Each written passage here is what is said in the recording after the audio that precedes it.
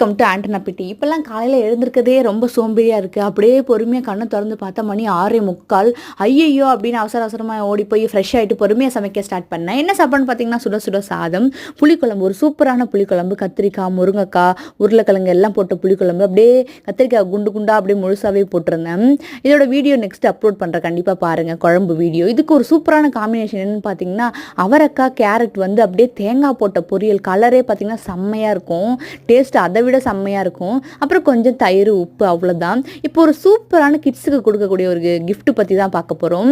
இது வந்து நீங்கள் யாருக்காவது வாங்கி கொடுக்கணும், கிஃப்டாக கொடுக்கணும். ஃபஸ்ட்டு பர்த்டேக்கு போகிறவங்களாம் கிஃப்ட் வாங்கிட்டு போவாங்க. அதை மாதிரி எடுத்துகிட்டு போகிற கிஃப்ட்டை இதாக யூஸ் பண்ணிக்கிட்டால் ரொம்ப நல்லாயிருக்கும். 24 புக்கு. இது ரேட் பார்த்தீங்கன்னா 650. ஃப்ளிப்கார்ட்டில் தான் வாங்கியிருந்தேன். ரொம்ப சூப்பராக இருக்குது. புக்கோட குவாலிட்டியும் சூப்பராக இருக்குது.